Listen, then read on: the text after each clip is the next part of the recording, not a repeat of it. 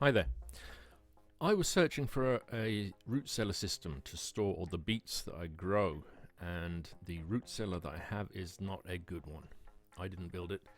It was here when I got the house. It does not have a stable temperature. It freezes down there. It floods in the spring. It's no good for storing vegetables in the normal way. So I decided on this experiment, and this is a quick roundup of the complete experiment.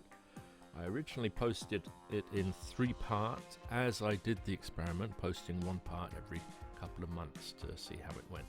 But now the whole thing's done, so I can do a roundup video so that someone can quickly have a look at this and see if this might be a solution that they would like to try.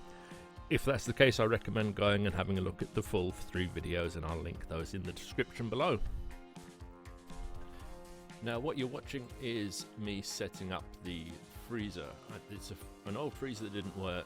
It's on its back there behind the house, and I have filled it with wood shavings, not wood chips, wood shavings, and obviously layering in the beets as I'm harvesting them, then putting more wood shavings on top, then more beets on top of those, etc, etc. I should just say, spoiler alert, this system actually did work.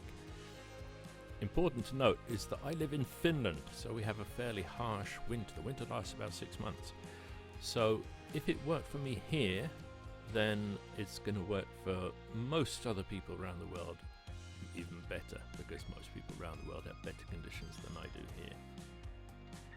So I've got the turnips in there now, and what I'll do is I'll put on my diary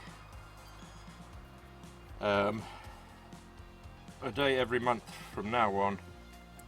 So a month in between, I will check this once a month and see how that's doing. And so that's what I did.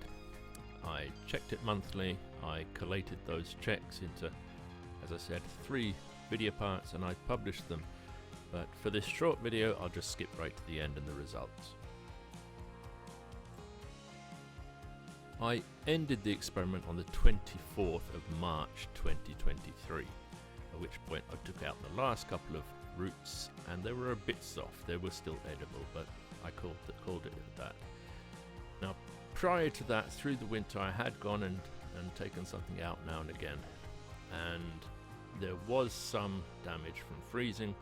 It wasn't a terribly cold winter. We were down to about minus 25, 26 degrees Celsius, but there was 1 or 2 of the roots on the outer edges, right next to the walls of the freezer, that did get some freezing damage. But overall, the result was mid to late March, I can keep beets good this way.